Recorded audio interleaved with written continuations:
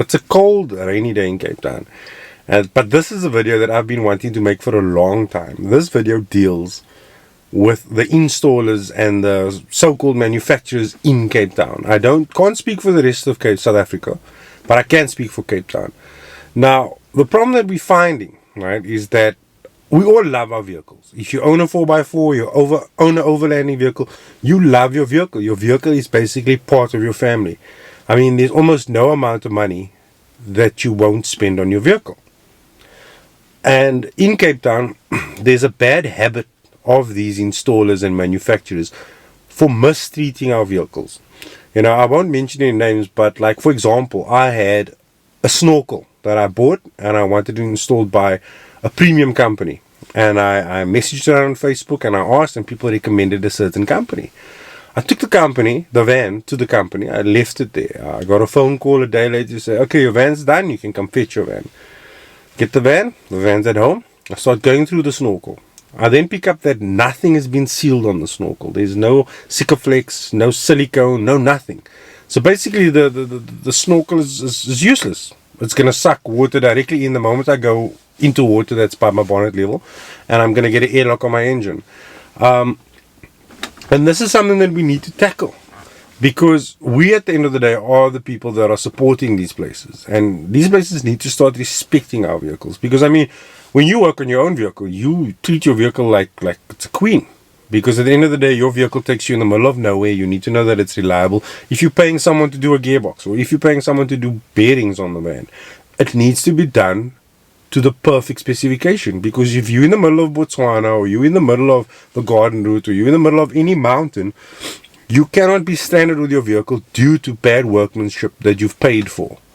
Now, I'm not someone to negotiate. I don't negotiate prices with anybody when they give me prices for things that I want done on my vehicle. But in return, you guys need to step up your game and start giving us better service. I mean, I look at, I bought seat covers from Escape Care, and for my white Pajero, and the service was impeccable. When I walked in, they greeted me, they were friendly. Bought the seat covers, they fitted it. The amount of effort that they put in, that they went inside with the seat covers, they added an extra strap, that I walked away, that they treated my van as good as I would have treated my van. And that's what it's at the end of the day. You know, like I said, these are expensive pieces of machinery. Whether they're older vans, the amount of money that you put into this van, you could have bought a brand new vehicle, a lot of these vans. But these installers know that, but they thrive on it, and they go by their name, and everybody's like, oh, you go to this guy and you go to that guy and you can get the best service.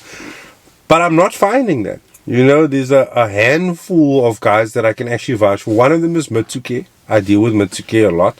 If I take my van to Jacques, and this is not a paid promotion or anything, but I take my van to Jacques, and he treats my van like I would treat my van. You know, they'll phone me and say, hey Goshen, we found out that X, Y, and Z is what you asked for, but A, B, and C also needs to be addressed. What do you think? How's your budget? And then I say, okay, you know, Jacques, I've got 2,000 and extra. Let's tackle this, but I'll keep in mind the other things that need to be done.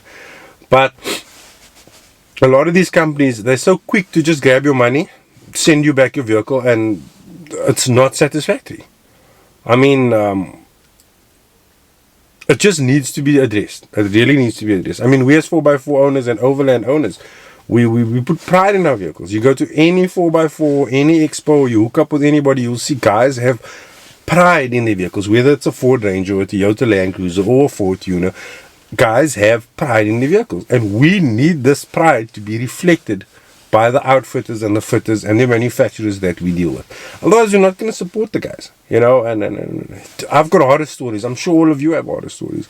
So if you have horror stories, I'm not asking you to tag anybody, but you know, we demand this kind of respect for our vehicles and ourselves from these guys, because at the end of the day, this is a multi-million rand industry. I mean, the amount of money that guys take. I took a van. I've got a 70,000 rand van. I paid 70,000 rand for this van. I put in 3 times that amount of money in upgrading that van, this van. So I have a lot of, you know, I have a connection with my vehicle. You know, it's and I never ever thought it was possible to be emotionally connected to your vehicle, but there's a lot of memories in this vehicle. There's a lot of family time. There's a lot of labor and sweat and trials and tribulations, and I want manufacturers to treat my vehicle with the same amount of respect that I would, because I wouldn't treat anybody else's 4x4 without respect.